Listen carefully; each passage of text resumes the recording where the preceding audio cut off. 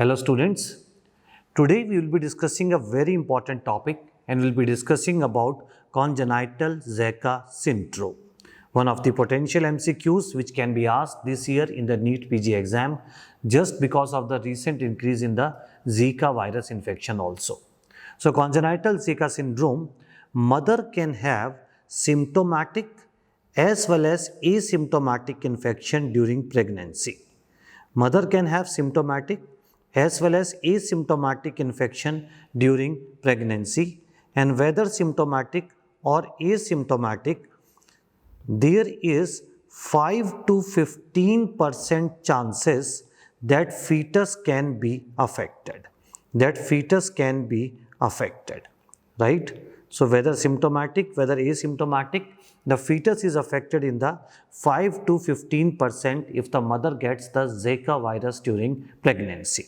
And it is basically mainly vertical transmission, the transmission from the mother to the child. So it is the vertical transmission.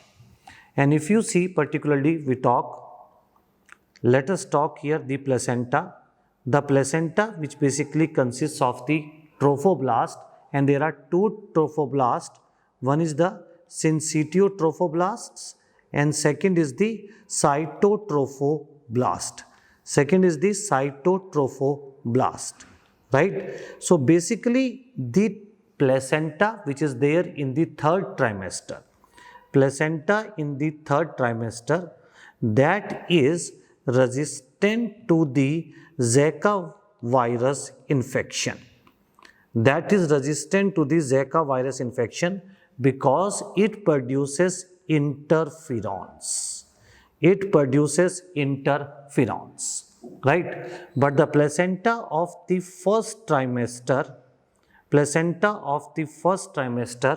that is susceptible to the Zika virus infection.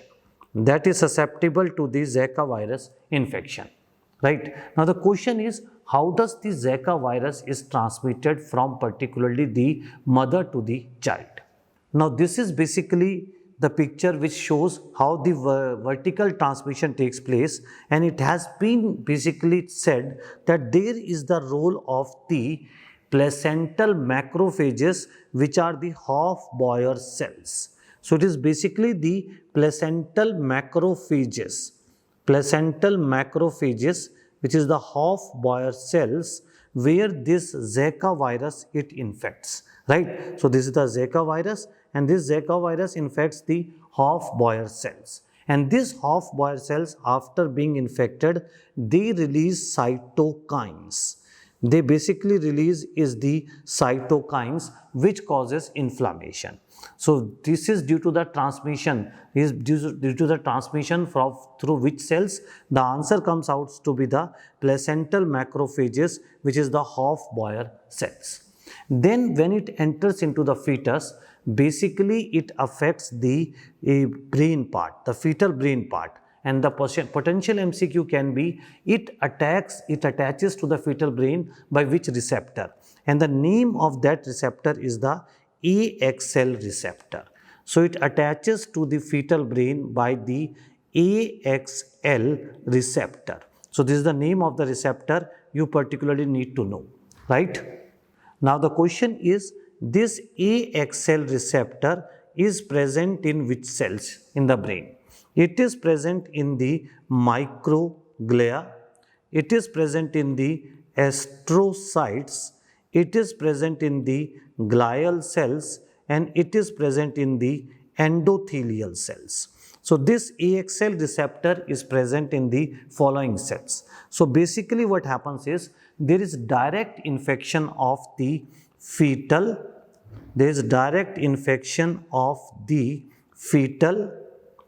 progenitor cells in the brain,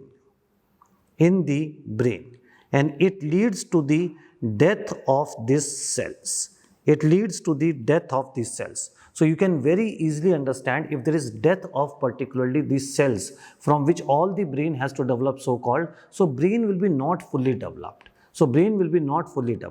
So if you consider here the clinical features, So clinical features, if I consider here, there is in the brain part. First we think that what will happen in the brain. There will be decreased white matter. There will be decreased white matter. There is cerebellar vermis hypoplasia. You can very well see that particularly the brain is not fully formed, cerebellar vermis hypoplasia. There is brain stem hypoplasia. There is brain stem hypoplasia. There is corpus callosum abnormalities. Corpus callosum abnormalities. There is subcortical calcification. Subcortical calcification. There is abnormal gyri pattern. There is abnormal gyral pattern.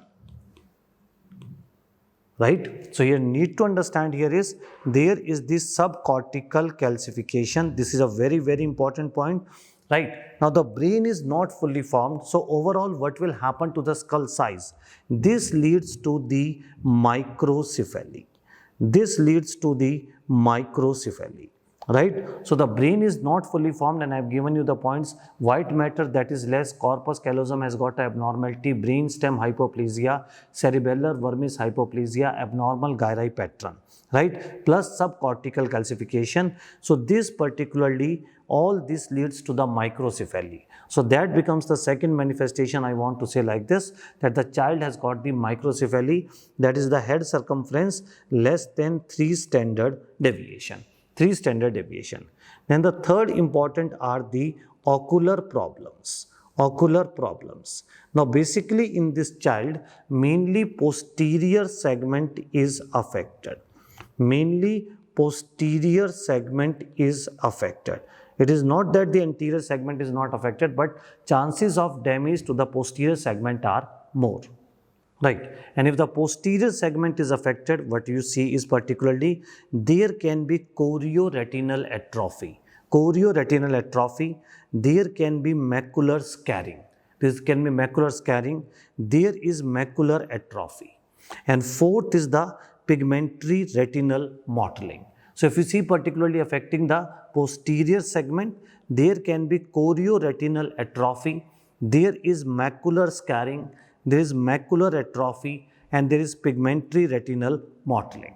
Apart from this, there is also optic nerve aplasia or hypoplasia. Optic nerve aplasia or optic nerve hypoplasia. Right. This is not a true picture of the fundus particularly. This is a diagrammatical representation of basically all the features which can be seen in the posterior segment. Fourth thing you can get is the contractures. Fourth thing you can get is the contractures. There can be unilateral or bilateral club foot. There can be unilateral or bilateral club foot. There is arthrogyposis, multiplex congenita. So there can be presence of the contractures, unilateral, bilateral club foot. There can be arthrogyposis, multiplex congenita. So if you here see, you can very well appreciate this child is having the contractures along with the club foot. So this is the feature what you can get at birth in a case of congenital Zika syndrome. Then fifth is the neurological problems. There can be neurological problems, and in the neurological problems, there is initially hypertonia with extrapyramidal involvement. There is hypertonia with extrapyramidal involvement. So initially is this picture, you need to remember, hypertonia with extrapyramidal involvement. Then other features. If you particularly see the other features, there is difficulty in swallowing. There is difficulty in swallowing. There is particularly hearing impairment, and there is impairment in the vision. There is impairment in the vision. right? So this all sums up the clinical features which you can see in the congenital Zika virus syndrome. So if we consider the diagnosis, first is the isolation of viral RNA. Isolation of the viral RNA, and this can be done from the blood or this can be done from the urine, and this is done by the RT-PCR. RT-PCR, reverse transcriptase polymerase chain reaction. Secondly, you look for is the IgM antibodies, IgM antibodies against Zika virus, against Zika virus. And if these antibodies are present, they need to be confirmed by the plaque reducing neutralization test. Plaque reducing neutralization test. So this particularly test is a must so that you come to know the specificity, of the IgM antibodies. So please remember the test, presence of IgM antibodies. If that is positive, then you go for the plaque reducing neutralization test. And fourth investigation we can do is the CSF to look for again the viral RNA. To look for the viral RNA. Now what you mean by basically the definite Zika virus, congenital Zika virus? If you are saying the definite congenital Zika virus syndrome, that means isolation of viral RNA, isolation of viral RNA from the blood, urine or CSF within 2 days of birth. Within 2 days of birth. Please remember, for making a definitive diagnosis of the congenital Zika virus syndrome, right, you don't require particularly IgM antibodies. Definitive congenital Zika virus syndrome diagnosis depends upon the isolation of viral RNA from the any three of the samples within first 2 days of the life. Now the child has been diagnosed the congenital virus syndrome, congenital Zika virus, right? So what particularly monitoring is to be done? What particular monitoring is to be done, right? First you should do is the cranial ultrasonography. Cranial ultrasonography is particularly to be done. Then for hearing, the hearing screening is to be done within 1 month and should be repeated at 6 months. Should be repeated at 6 months. Right? Third, for vision, you need to basically do the checkup within 1 month. Within 1 month. Right? Monitor the head circumference. Monitor the head circumference and the developmental milestones. Monitor the head circumference and the developmental milestones for 1 year. For 1 year. Right? So this all monitoring is to be particularly done where cranial ultrasonography is to be done at birth. Right? Now the question on the breastfeeding.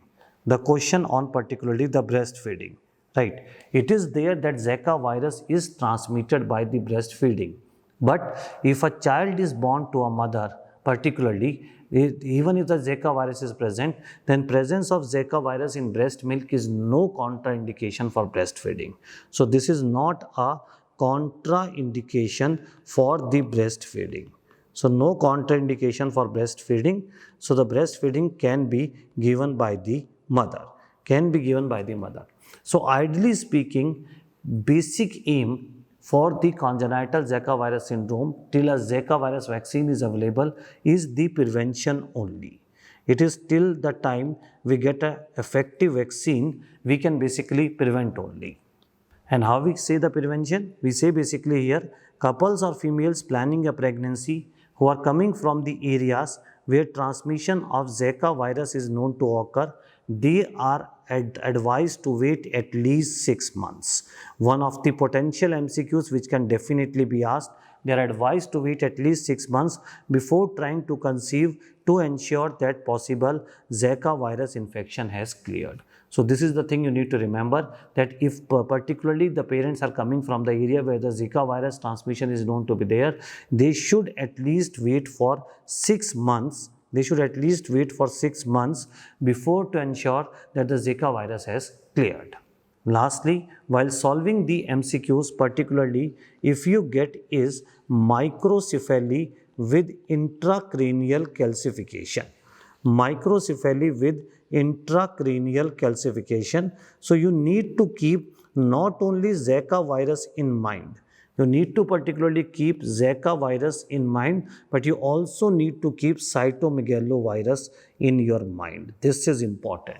So look for the other features also. Never be in a hurry. Right? If you're in a hurry, sometimes you can make a mistake. So please and please, both can be there. The Zika virus and the cytomegalovirus, it can be seen. Right? So this is a very important topic for your exam. I hope so, for the NEET PG 2021. Right? Basically see this and do subscribe to the channel. Thank you.